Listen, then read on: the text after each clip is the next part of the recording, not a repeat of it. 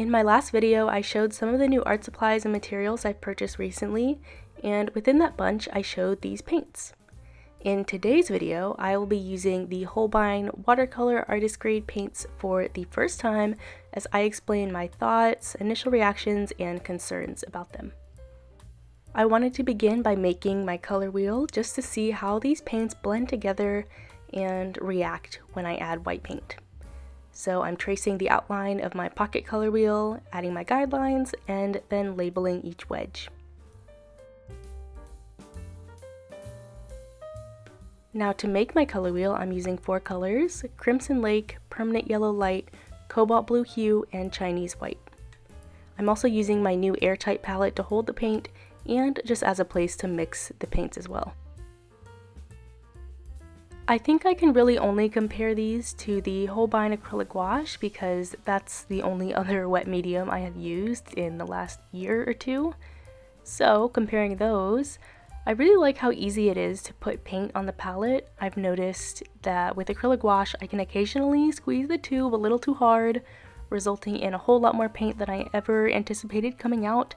So it's been nice to be able to place paint on my palette and have the option to rework it whenever I choose. I actually tested this where I left these globs of paint in the palette for about 2 weeks and then tried to re-wet them just to see what would happen, and sure enough, I was met with vibrant color once again. Speaking of vibrant color, I just wanted to add that I was so happy with this yellow. I think it's the best color in the bunch. It's saturated, it mixes with its analogous pairing beautifully, and it's just a bright and happy color, so it gets 5 stars from me.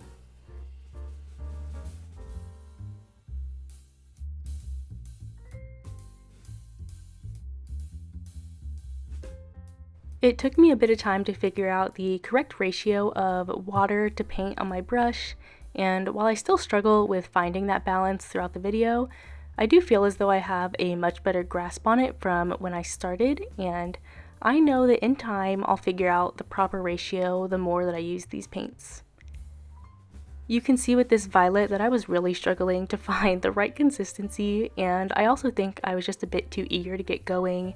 I just had too much water on my brush, resulting in some colors looking more watery than others. But you know, I can always go back and make another color wheel down the road once I do kind of strike that balance between paint and water. But I do think the one I'm making here is a great start.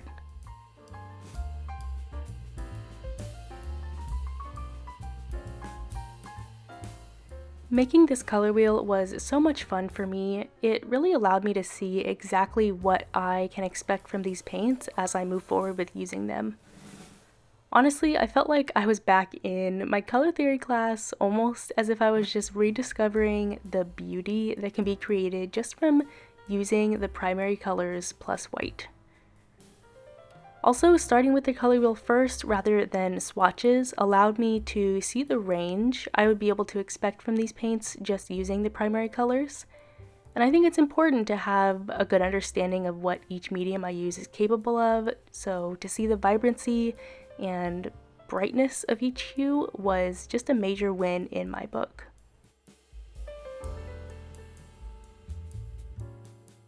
In the future, I want to try working with these watercolors when I have less water on my brush. I know I've mentioned that already, but for my work, I personally don't want it to have that watered down watercolor look. I prefer thicker paints, so in the future, I'd love to see if I can sort of mimic the look I get with acrylic gouache while keeping that more versatile blendability, so to speak, of watercolor. That way I could have the best of both worlds.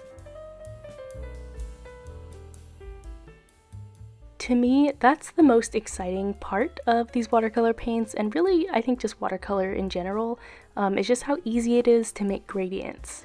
That is something that I've always wished acrylic gouache could do easier, and they definitely can if you make them a more watery consistency, but I just like that gradients come naturally to watercolor. I think that's a huge win for them.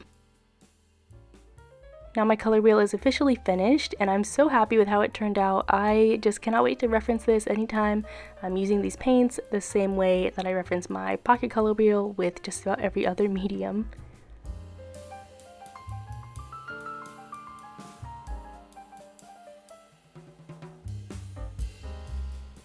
So I've said it before and I will say it again, but I am just still so pleased with the ability to use these paints after they have been poured. That is really something that was my biggest con with acrylic gouache. Even with my Stay Wet palette, and y'all know how much I love that palette, I just really love the idea of no longer wasting paint because these paints can be re-wet and reworked after they have dried down in this palette. And I just love that. I think that's a game changer because I always feel bad, especially when a large amount of paint is wasted. So this will kind of remedy that whole situation, at least when I'm using watercolor paint. I do think the biggest challenge I have to overcome with these paints is just figuring out how to use them the way that I want. I do have plans to make a whole lot of practice paintings to try and achieve that more opaque, more dynamic look that I am going for. And just by doing the swatch test and the color wheel, I already love the idea of being able to have more dynamic paintings. That's really what I've been kind of striving for. And I love that watercolor allows you to see so much more of the artist's hand because when watercolor paint dries, it just has so many more variations and like little swirly spots and just brings so much life to the finished work as opposed to acrylic gouache, which just dries flat. Now, don't get me wrong, I still love my acrylic gouache, but it does have its limitations. I've been really trying to find that sweet spot where my digital work looks traditional and vice versa. I would love for both my digital and traditional to look the same, where you just can't tell which medium I used to make it. So that's a big goal I have for 2024. Even though I haven't quite gotten there though, I do think having watercolor paints in my rotation of traditional supplies will help me achieve that more dynamic, varied look that I like to use when I work digitally.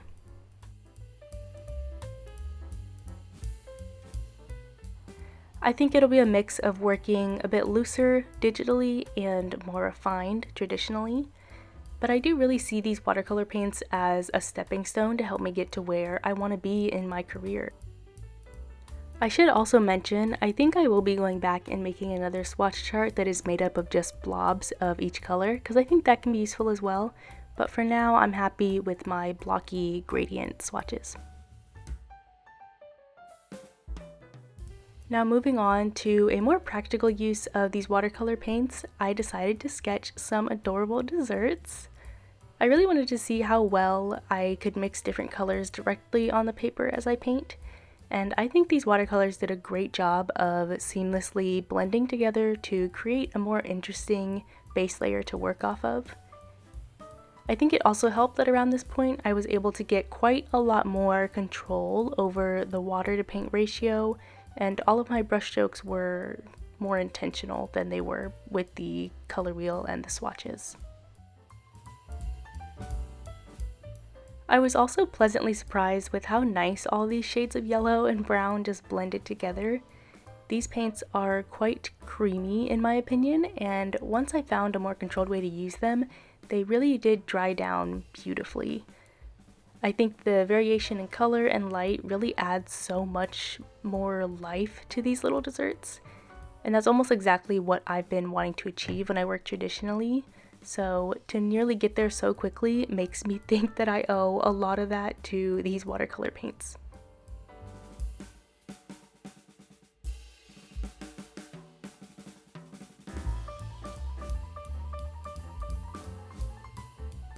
Another pro that has come out of using these paints is that it's so much easier to layer other mediums on top of it.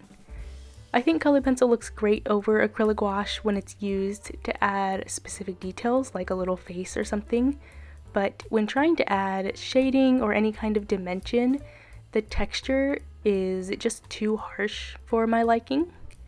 I love how subtle the addition of colored pencil is to this watercolor, like see here where I'm shading this bread, adding a little bit of dimension. It's very subtle, it's not very in your face. So it's been nice to have the option of adding other mediums and almost knowing with 100% certainty that it won't look too harsh. With the addition of this little smile, my work here is done.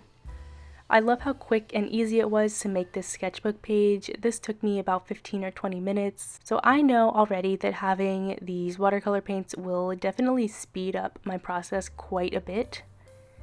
I really enjoyed using these Holbein paints. I love the amount of texture and variation I can get with a few passes of my brush. I love how easily they work underneath other mediums, and overall I think they'll be a great addition to my most reached for art supplies. I hope you've enjoyed watching this video and you've also learned a thing or two about these watercolor paints. Have a great day and I'll see you in the next one. Bye!